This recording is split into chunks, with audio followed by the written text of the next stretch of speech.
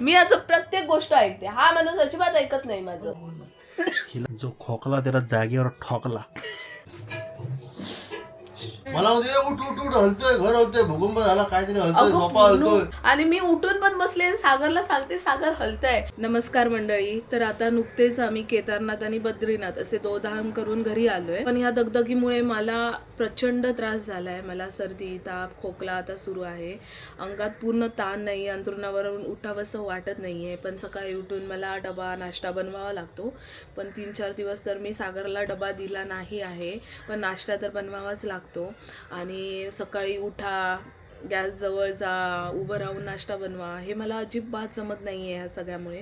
म्हणूनच स्क्रोलिंग करता करता मला एक छान असा प्रोडक्ट मिळाला. तर तो प्रोडक्ट मी मागवला आहे. तर खरंच खूप छान प्रोडक्ट आहे, तुम्हाला दाखवते मी. चला. तर हा आहे अगारोचा एग बॉयलर आणि पोचर. यामध्ये झटपट नाश्ता बनवणं खरंच एकदम सोपं आहे. यामध्ये ना मेन युनिट, एक बॉइलिंग रॅक, पोचिंग ट्रे आणि मेजरिंग कप दिलेला आहे.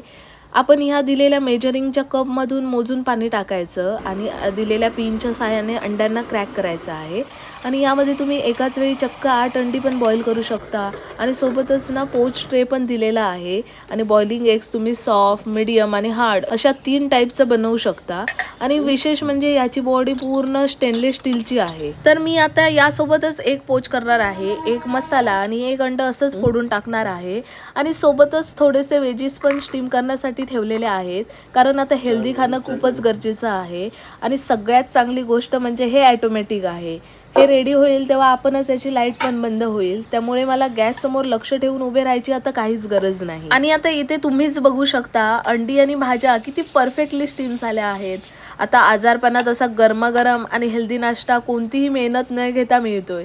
आता माझ्या सकाळच्या नाश्त्याचं टेन्शन एकदमच गायब झालेलं आहे. आणि ह्या प्रोडक्ट सोबतच तुम्हाला एक युजर मॅन्युअल पण मिळतं, त्यामध्ये याबद्दल सगळी इन्फॉर्मेशन दिलेली आहे. आज नाश्ता तुला हाच मिळेल, एकदम प्रोटीन सगळं. जास्त प्रोटीन झालं, मस्त शिजलं. मग ते ऑनलाईन प्रोडक्ट मागवलं होतं ना अगारोचं, त्याच्यावरून गेलंय. चांगलं झालंय ना. चल नाश्ता करून घे आणि लगेच ऑफिस. हो येते. आज माझी ननंद येणार आहे आणि मी काय कांड करून ठेवले तुम्हाला दाखवते. तर ननंद येणार आहे म्हणून मी हे बघा, ओ माय गॉड, आंबोळ्याचं ठेवलं होतं रात्री. अरे यार शे, हां असं राहा बाबा. हां हे बघा आंबोळा बनवते मी. इकडे हे बघा माझं ताट रेडी आहे. आणि इकडे बटाट्याची भाजी बनवली आहे. काळे वाटाणे भिजत घातलेत, त्याचं मी मस्तपैकी सांबार बनवणार आहे. पण मी काय कांड करून ठेवले तुम्हाला दाखवते. हे बघा काय ओट्याची वाट लावली आहे. चहा झोपडी झाली यार माझ्याकडून.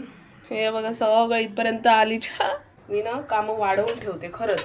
माझी तब्येत बरी नाही आहे, कारण तुम्हाला माहितीच आहे मी कुठे गेली होती. मी गेली होती केदारनाथ आणि बद्रीनाथ. आणि अजून काय स्वर्गातून खाली येत नाही आहे.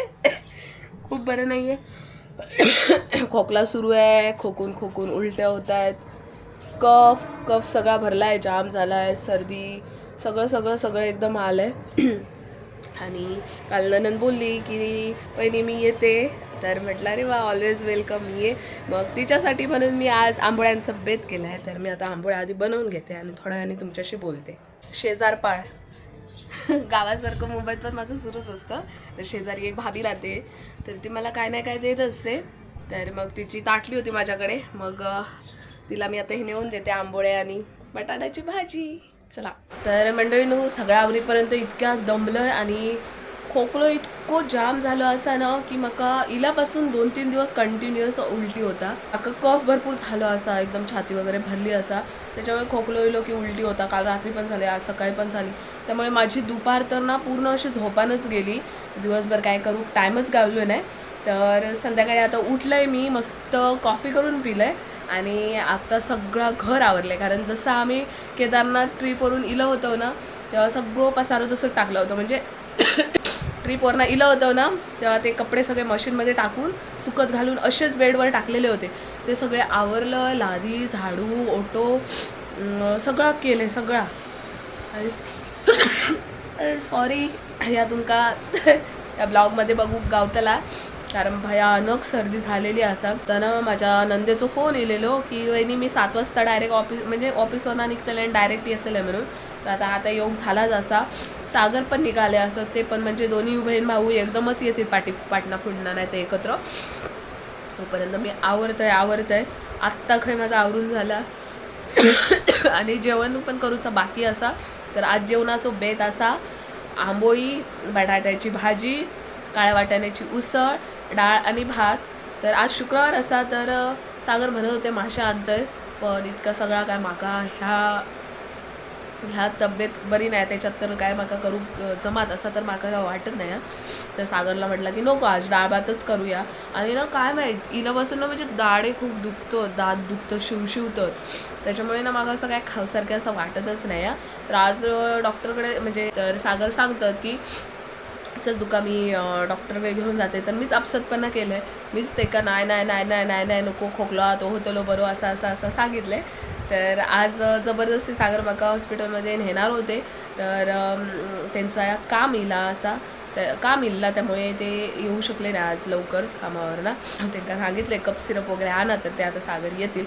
तर मी आता ना मस्त आवरलंय घरातला आणि फ्रेश वगैरे झाले. तर आता मी देवबत्ती करून घेते आणि देवबत्ती झाली ना की मग मी जेवणाक लागतले. तरी आले आवाज तर माझ्या नंदेचा येतोय.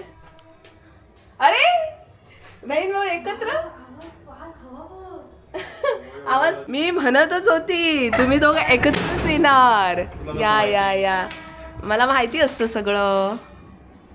वेलकम काय फोडणीला घातलं का काहीतरी जळालं. ए बाबा नाही जळालं, ते थोडे छोटे मोठे कांड होतच असतात. एकत्र कशी आलात तुम्ही? भेटली कुठे? इन्सिडेंट. मी आत्ताच ब्लॉग मध्ये म्हटलं की हे बहीण भाऊ दोघे एकत्रच येणार. MH07 कोण आहे बिल्डिंग मध्ये? MH07 महिला तर हीच. अरे माझ्या ब्लॉग मध्ये बघा दोघही पाठ करून राहिली आहेत. झालं येलय 1 लिटर दूध. हा मला वाटलं मासे घेऊन आलास की काय. मासे नाही. बर चला मस्त आंबोळी. आंबोळी रेडी आहे. ऐ, तोपर्यंत इकडे चहा होते. मस्त येऊन फ्रेश झालोय, आंघोळी केली आहे, बहीण आली आहे त्याच्यामुळे सागर, चहा आणि आताच ब्लॉग मध्ये आंबोळी सांगितलेलं आहे बहीण भाऊ एकत्रच येणार वाटतं. एकत्र झालो आम्ही सेम आहे. हे घे मस्त चहा आंबोळी. मग मला पण बोलू. ब्लॉग वीक बनवलं की ते कठीण आहे. हो मग कठीण घर म्हणजे सांभाळून हे वाटतं आपल्याला सोपं, खूप कठीण आहे. पण एका गृहिणीसाठी चांगलं आहे, हाऊसवाईफ साठी ना हे खूप चांगलं आहे. म्हणजे घर सांभाळून ती कमावू शकते. अंबानी नंतर तूच आहे 2 नंबर. बनेल रे, मी बनेल अंबानी नंतर. नीता अंबानी नंतर हीच आहे.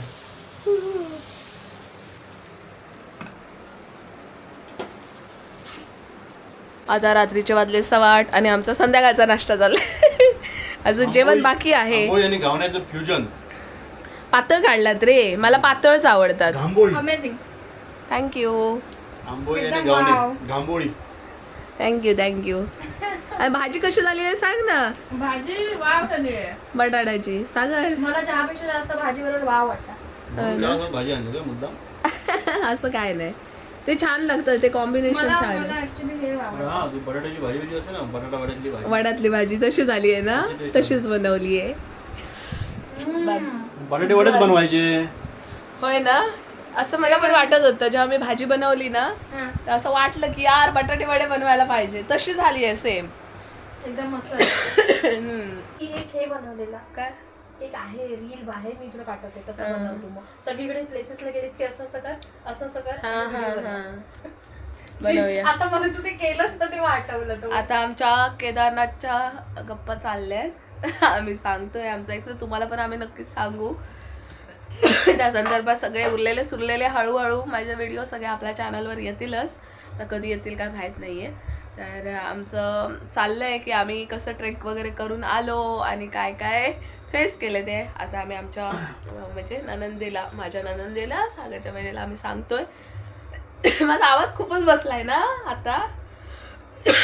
तर सागर सांगणार आहे त्या दिवशीची स्टोरी. परत जायचं प्लॅनिंग चाललंय आमचं केदारनाथला. हा का वर काय बघते झूम करत होती. ते नाही, आम्ही केदारनाथवरून आलो त्यानंतरची स्टोरी सांग ना. दारू पिल्यासारखी स्टोरी होती आमची ती. बाई डेंजर. अरे काय म्हणजे रात्रीचं किती वाजले होते 3 नाही 12:15 नाही 12 वाजले होते 12:15 मी बघितले. आम्ही जेवलो वगैरे आणि 11:30 आम्ही झोपलो. मला म्हणते उठ उठ उठ हलतोय घर हलतोय भूकंप झाला काहीतरी हलतोय अगं, झोपा हलतोय विचारायला मी पण उठलो दान करून हं. म्हटलं हलतोय मला आणि मला पण वाटायला लागलं का हलतोय हलतोय असं. हा झोपेत गाढ झोपेत होता. मी दमून आलो ना खिडकी ते आम्ही. उघडली तुम्ही मे बी स्टेबल नसल्यामुळे असं वाटलं काय? हा. खिडकी उघडली आणि समोरच्या खिडकीत समोरची बिल्डिंग बघतोय हलतोय का अशी एकदम आणि खालती आणि खालती डोळे बिळे काय उडत नाही पण मी असं करून बघतोय समोरची बिल्डिंग हलतोय आणि मी पण असं होतंय असं काय हलतंय आणि असं मला पण वाटायला लागलं की तुला पण हलतंय. वाटायला लागलं ओके. मग ती ग्रिल असत ना ती ग्रिलची अशी लाईन पकडली मी आणि असं बघत होतो समोरची हलते का बाबा तर नाही पण मला तर असं वाटत होतं हलतंय सोफा मला पण हलतोय, वाटायला हे लागलं. हलतंय. आणि लिटरली मला सांगू पूर्ण सोफा होता ना तो असा हलत नव्हता, असा हलत होता म्हणजे वरती पुश करतंय असं. आणि मी उठून पण बसले आणि सागरला सांगते सागर हलतंय आणि सागर पण म्हणतोय होय हो त्याला पण दरवाजा जाणवलं. उघडला दरवाजा लावला तिकडे गेलो बेडरूमच्या ह्याच्यात बघतोय खाली माणसं आहेत का नाही. आम्हाला सांगतोय की तुला जर जागा राहिलीस तू तर मोबाईल ऑन करून बघ भूकंप वगैरे आला की काय. नेट बीट चालू करून बघितलं मुंबईत भूकंप आहे का हो. आणि 10-15 मिनिटं होतो आम्ही असे 10-15 मिनिटं आणि पण तो जो भास होता ना तो हार्डली 1.5-2 मिनिटाचा. आणि लिटरली उठून बसलीये मी झोपेतून ना तरी ते असं हलतंय माझ्या पायांना जाणवतंय. आणि त्यानंतर काय आलं बरोबर 1:45ला माझा अलार्म वाजायचा पूर्ण. आणि कोणी लावला होता 1:45चा अलार्म? इम्पॉसिबल, मी लावूच शकत नाही 1:45चा अलार्म. कधीचं पाहुणे? अगं 12:15ला झालं आणि अर्ध्या तासाने म्हणजे 15 मिनिटं गेली 12:15 ते 12:30 आणि कुठे डोळा लागत होता आणि अलार्म वाजला. पूर्ण व्हायब्रेशन व्हायला लागलं सोफा. मी घाबरली. मला वाटलं परत आला भूकंप की काय. आम्हाला वाटलं ती वॉर्निंग आली की काय. अलार्म आई शपथ. आणि नंतर मग मला ती झोपच नाही त्यात परत मारून आला तर आला भूकंप. आणि डे काय होता? संडे होता? नाही मंडे. दुसऱ्या दिवशी मंडे संडेला आम्ही आलो ना. मंडे होता. आणि हा ऑफिसला नाही सकाळी उठला ऑफ होता नाही गेला कामावर त्या धुंदीत डेंजर त्रास झाला याला. आणि हा गेला सकाळी उठला आणि म्हणतोय की काहीच न्यूज नाही काहीच नाही झालं. बॉटल नाही भांडी नाही पडली काय. आणि तिथे ट्रायपॉड पूर्ण होतं. सागर म्हणतो की सगळं हल्लं पाहिजे हे सगळं भांडी वगैरे. काहीच नाही आपला सोफाच कसा. मी सकाळी उठून पूर्ण सोफा वगैरे सरकला काय बघते सोफा आहे त्या जाग्यावर. पण हल्लं एवढं खरं सगळं. पण हल्लं हे नक्की. आम्हाला दोघांनी ते फील केलं. आता कसली एनर्जी होती देऊ जाणे की आमची बॉडी स्टेबल नसेल त्याच्यामुळे पण. सायन्समुळे असं होतं की आम्ही 15,000 फुटावरून डायरेक्ट 0 फुटावर आलोय. त्याच्यामुळे एअर प्रेशर कानावरचं एअर प्रेशर त्याच्यानंतर असं ते सगळं झालं मिक्स झालं. नसल्यामुळेच ते होऊ शकतं. आपलं बॅलन्सचं काम. आणि ते कसं 8 दिवस झोपच नाही ना ग. आणि कुठे आम्ही गाढ झोपेत गेलो होतो 1 तासासाठी 1.5 तासासाठी आम्ही गाढ झोपेत गेलो होतो. आणि हे सगळं जाणवलं. त्यामुळे मला भूकंप झाला. आणि हा रात्री संध्याकाळी कामावरून आला ग. आणि मी म्हणतो कसा कुठे काहीच नाही न्यूज नाही कुठे हे नाही काहीच नाही. मला हसायला येते म्हणजे मी पडदा उडून समोरची बिल्डिंग बघतो. आणि माझे डोळे असे लोक फिरतायत मस्त इकडे तिकडे. म्हटलं असं काय चाललंय. आणि माझे डोळे असे झोपेतच मी माणसं कुठे पळतायत काय माझी पुढची प्लॅनिंग चालू होती. लॅपटॉपची बॅग उचलायची कॅमेरा उचलायचा खाली पळत जायचं.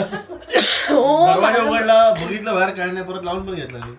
आणि मला नंतर झोप नाही ना ग. परत भूकंप आला झटका लागला आणि पळायचं झालं तर एवढी मोठी बिल्डिंग पडली तर एकदम हाडाची डेंजर फील केलं. तर आमच्या इकडे शूटिंग चालली आहे recording 4K 24 frame per second. Roll camera action. Roller झालं का कॅमेरामन? चालू आहे. जरा फायनल स्टेजला आहे मी. जरा टेक्निकल डिस्टर्ब करू ना. बरं मॅडम तुम्ही रेडी आहात? येस. तर आता कोणतं तुम्ही गाणं म्हणताय काय? मी सुमनताईंचं लिंबोणीच्या झाडामागे. अरे वा वा वा. मग तुझं काय मत त्यावर? लगेच झोपणार मी. शूटिंग झालं तिथेच झोपशील. असे पण बसू शकतेस तू अशीच एक पाय फोल्ड करून. ओके नाही असंच बसणार. चला चला, all the best, all the best.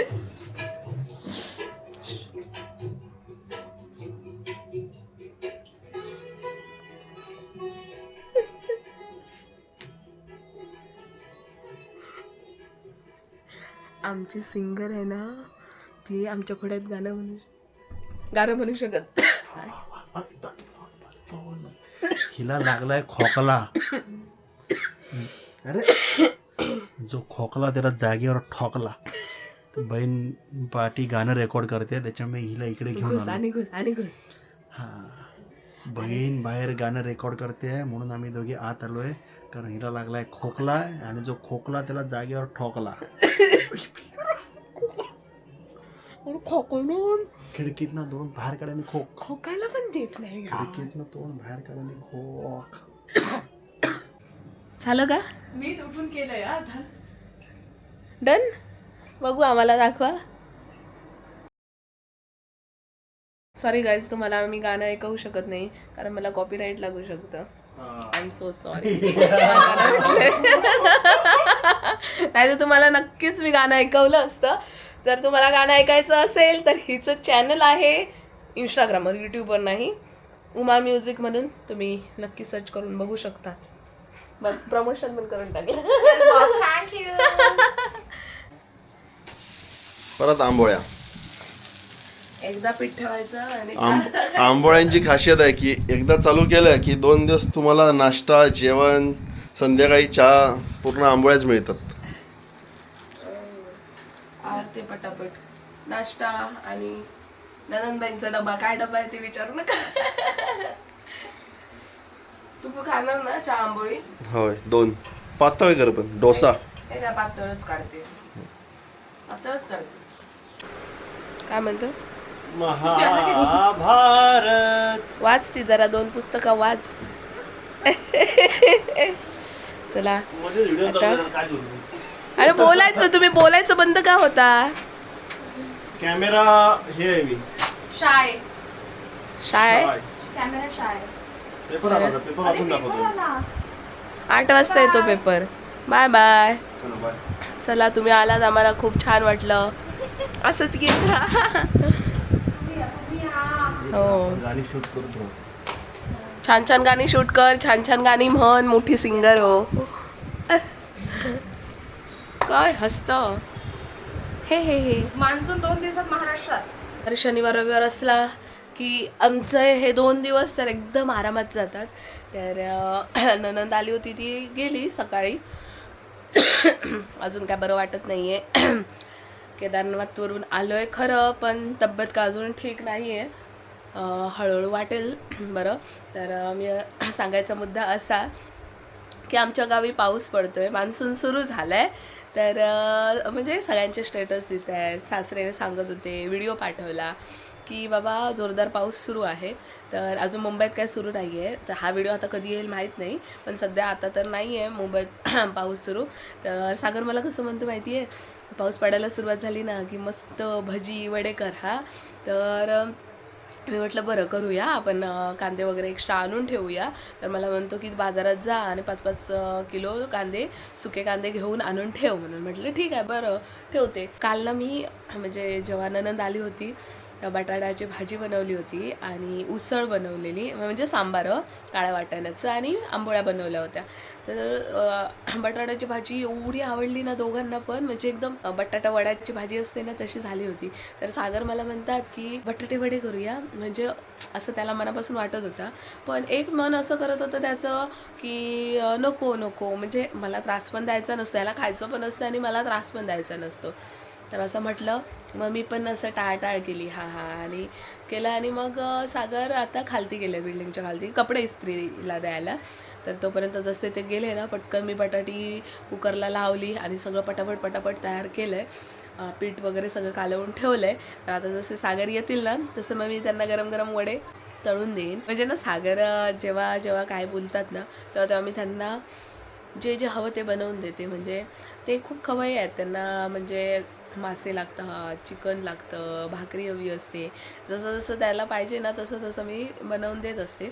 तर आज मला म्हणजे बरं पण नाही आहे, करायची तर इच्छा नव्हतीच, पण सागर बोलला तर म्हटलं की चला करूया, आणि मग मला पण क्रेविंग झाली. तर चला. तर माझा नवरा आलेला आहे. आल्याला नवऱ्याला आला लावा. ऐक ना, वास बरा येतोय. काहीतरी बनवलंय मी तुझ्यासाठी. काय चल तुला कामाला लावते, चल. मला कामाला लावलं. आला ए तो दरवाजा लाव. एका आल्याक लावते आता, थांबा. बनवायचं वास तर चांगला येतोय. तुला आता बनवायला लावणार आहे, मी बनवलंय अर्ध, बाकीचा त्यांना वडे तळूक लावते, थांबा. तू फरमाईश केली होतीस ना, मग तू फरमाईश केलीस आणि मी पूर्ण करणार नाही असं होईल का? क्या बात. चला वडे तळून काढ. पटकन असे गरम गरम वडे सोड. चल तू. मी पटकन फ्रेश होऊन येतो 15-20 मिनिटात, तोपर्यंत वडे करून ठेव. तर गाईस, माझा नवरा वडे कसे जिरवतो मी तुम्हाला दाखवते. हसू नकोस. अरे फ्लिपो कर कर कर. दाखवलं नाही मी काय करत होतं, दाखव. या अँगलने फोटो काढत होता. सीसीटीव्ही लावला तर किती डिग्रीचा अँगल कव्हर होतोय ते बघत होतो. काय रे देवा. हे बघा, हे असं आमच्याकडे सुरू असतं नेहमी. हे अशी माप सुरूच असतात. हे असं करायचं, ते तसं करायचं. मी म्हटलं गेलो खर. हे बघा वडे बनवलेले. तुझ्या वाद जा का तू दिसते फोटो. श्री बाबा फोटो काढतोय. तर मी 4च वडे बनवणार होते, तर वडे झाले 7. अरे कडी लावून घेतले. तर म्हटलं की आता जेवचा पण असा लेट झाला ना, तर म्हटलं शेजारी 2 पोरगे राहतात ना, तर ते त्यांना नेऊन दे म्हटलं. विचारांका त्यांना स्वतः जेवण करतात आणि स्वतः खातात. आणि सागर पण बाहेर राहायचे ना, त्यामुळे त्यांना माहिती असं की बाहेर राहिल्यावर काय हाल होतात. तर म्हटलं नेऊन दे असा. ते गेले आणि गायबच आहे. म्हटलं अरे झालं काय, बघते तर हा वडी काढता. सुरू असतं यायचं असंच. बस फक्त बिल्डिंग नावावर करूची बाकी असतं. मी त्या कथाच सांगते, नावावर करून घे तुझ्या. नाही पण बरोबर असा आपणच काय ना काय करू हवा तरच सुधारणा होतली. नवीन असा सोसायटी आता होता, त्याच्यामुळे काय ना काय सुरू असा. तर गाईज आम्ही आता मस्तपैकी जेवलो आणि आम्ही सगळं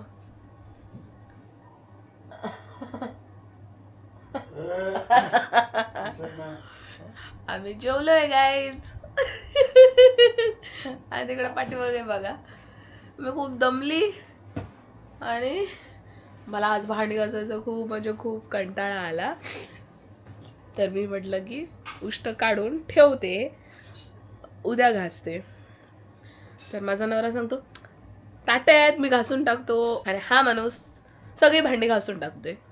आणि आता तुम्ही सगळीजण कमेंट करणार नवऱ्याकडून भांडी घासून घेते, आणि जेव्हा जेव्हा भांडी घासतो ना तेव्हा मी व्हिडिओ दाखवते. माझा नवरा रोज भांडी घासत नाही, पण मला करतो मदत बिचारा. त्याला पण कळतं ना मी किती काम करते. मग त्याला तो फक्त बोलला बटाटा वडा, आम्ही त्याला बटाटा वडा करून दिला. तो आज बोलला की आज आपण अंड्याची आमटी करूया. आज मी त्याला अंड्याची आमटी करून दिली. काल मला बोलला भाकरी बनव, मी भाकरी बनवून दिली. हो ना सागर? हा मग बरोबर आहे. हा तर मी त्याला बोलली नाही. तो सगळं बोलतो ना ते सगळं मी करते, पण मी बोलते माझं काहीच ऐकत नाही हा माणूस. मी त्याला बोलली भांडी ठेव तिथे, याला काय घासायची गरज होती? ऐकत नाही हा माणूस माझा. बघा गाईस, मी याचं प्रत्येक गोष्ट ऐकते, हा माणूस अजिबात ऐकत नाही माझं. आग्रह नाही केला, ठेव आणि ठेवच, मी उद्या घासते ठेवच. मी बोलली ठेवूया, ठेव. काय गरज होती ह्याला घासायची? माझं ताट आणि तुझं ताट 2 ताटं फक्त घासून टाकतो, कारण 2 ताटं भरपूर जागा अडवतात म्हणे. 2 ताटं घासायला गेला आणि सगळी भांडी घासून घातली. बरं झालं ना तुला. हा